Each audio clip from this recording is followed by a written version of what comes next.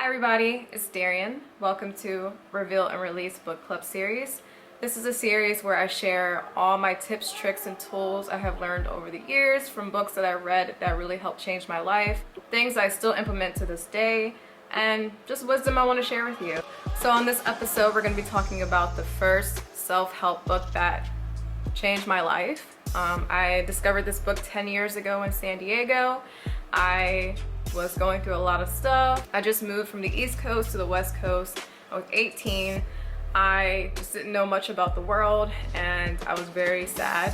And I thought moving will allow me to run away from my problems, but I realized that my problems will always follow me because they're my problems and that I will have to face myself and to change my mindset and my life and take responsibility for that.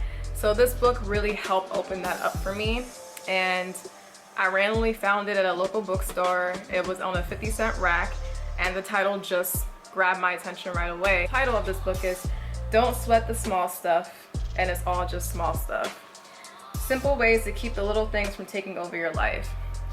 At that point in time, I definitely felt like I just had no control over my thoughts.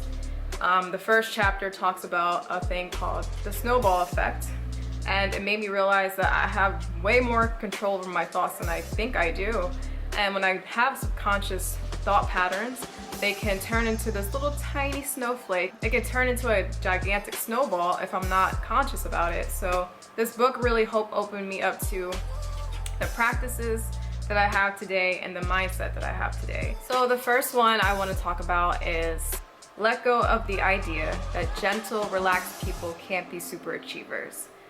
This one was a seed that was planted, but it didn't truly bloom until I got to LA. So when I got to LA, I started to notice and subconsciously adapt the culture of the grind mentality, sleep when I'm dead, you gotta be the shark, eat other fishes, you gotta step on other people, you gotta network to get to where you wanna be. And it just seemed very toxic and unhealthy to allow this to take over your entire mind. I think it is important to grind, obviously, but I think when you're only so focused on being the wolf and hunting and chasing things, you don't allow things to flow and you kind of get self-centered. And it just didn't really fit my personality. Like, if you know me, I'm a very chill, relaxed person. I don't have to change my whole personality to be successful. I can embrace my chill and relaxed personality and have that make me a successful person because I'm being authentic to myself. Changing that mentality back then has blossomed into me realizing that the real success in my life is a calm nervous system. So much that that is my career. I try my best to help other people have a calm nervous system, because in that nervous system, when you are relaxed, you can make healthier decisions. You can listen to your intuition better. You know when to rest, you know when to grind, you know? But if you are always in this go, go, go mentality and you're never sitting still and being with yourself, you miss out on a lot of beautiful things that come out of it. So the next chapter that really changed my life is understand the statement, wherever you go, there you are. So this one really helped me understand that there is nothing more valuable than the present moment. I think before I came to LA, I was seeking creativity, community, a lifestyle that I didn't currently have. And when I read this chapter, it made me realize I'm not really doing anything right now to make that a reality for myself. I'm just sitting here waiting for it to appear, but there's things that are in my control that can create that lifestyle for me right now in this moment. And it made me feel like I had a responsibility to create a life for me versus waiting for a life to happen to me. It helped me understand that if I want a life, if I want love and beauty in my life, I have to create it for myself in the moment. And I have to be grateful for where I am, because if I always look ahead like, oh, I'll be happy when I have that lifestyle, or I'll be happy when I have that partner, or I'll be happy when I get this, when I get that, I'm going to create this steak on a stick mentality where I'm always looking ahead and never really enjoying being where I am. So I will never truly enjoy the process.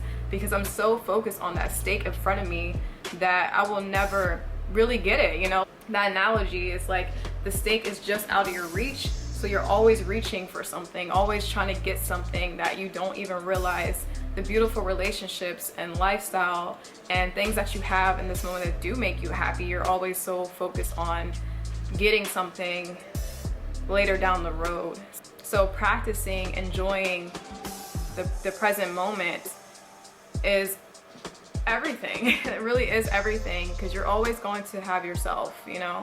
And if you don't appreciate yourself where you are right now, you probably won't in the future, because you will always be stuck in the future. So take advantage of my present moment. The third one is remember that you become what you practice. This is a great segue from the last one. It's like you really want to practice things now because they will help you in the future. So this really helped me understand why yoga was a great practice for me to have and to be disciplined about it. This is 10 years of a long practice for me, but it wasn't until I read this chapter of like understanding that if I want to embody this person that's present, that understands myself and then understands my emotional body and that understands my flexibility to become expansive. Like there's a lot of things that comes out of practicing yoga that was everything I wanted to be in a person. I obviously learned a lot of other practices that helped me be who I want to be, but at this time when I was reading the book, yoga was a big practice for me that I discovered, and it really changed my life. 10 years in, like I am a yoga teacher now, and I'm like trying to share this practice with other people. Yeah, practicing what you want to become, not only like practicing yoga or writing or anything like that, but just practicing integrity, practicing being self-disciplined, and like those things are a priority to me. And I had to realize that if I want to become something special, I have to practice these things on a daily basis. So the next one is, if someone throws the ball, you don't have to catch it. Listen, growing up, especially in high school, I was a therapist friend. I was a friend that you call and share all your problems with, and I would just listen, patient, waiting for you to ask me for advice or just throwing my advice out there. I loved it, and it made me feel worthy, and it made me feel like I was needed. But I realized growing up that I would just do that anytime, any day. It didn't matter if I was busy or whatever. And I realized doing that also made it a distraction from my own problems. If I'm not emotionally available, if I'm not mentally available, I probably won't be the best at giving advice. I might end up projecting or like just not being the best friend or the best person I can be in situations where people need me, you know? So it made me sit and like actually make a decision if I want to take on someone else's issues or not.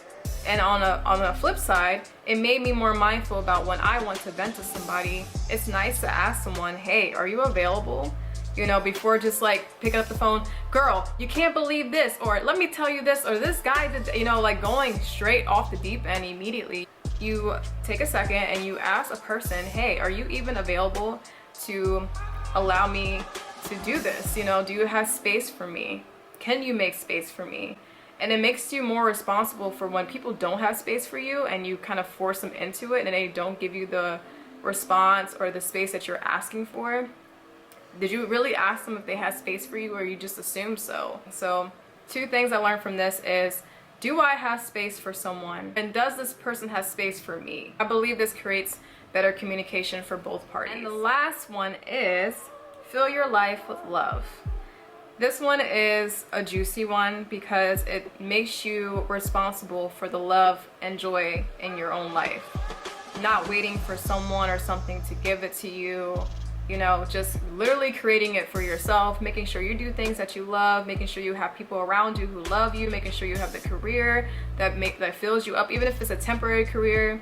Make sure you're around coworkers that respect and love you. Like, really take a responsibility for like being around people, places, and things that benefit your joy and happiness, so you can reflect that energy, you know what I mean? Because if you're just waiting around for someone to love you, right, and for a life to just appear, you're giving that power away. You're no longer being fueled from the inside.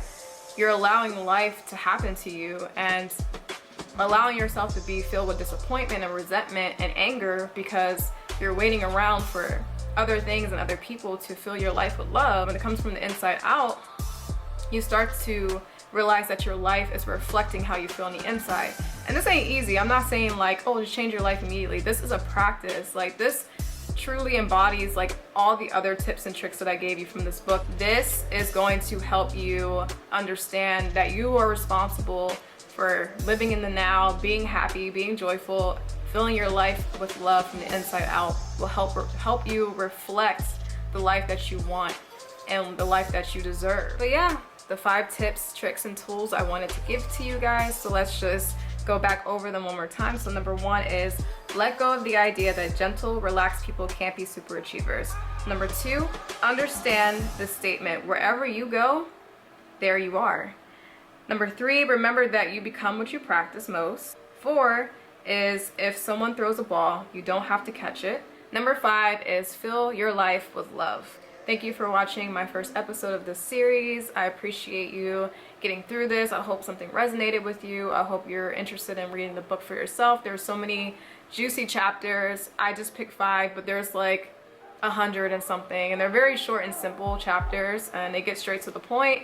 So if you're looking for something to help you stop taking the small stuff and making them bigger and letting them take over your life, this is an amazing book to dive into, just to have on the bookshelf when you need it. Trust me, this small book changed my life for the better. That's pretty much it. Thank you guys again for watching, and stay tuned for another episode in the future.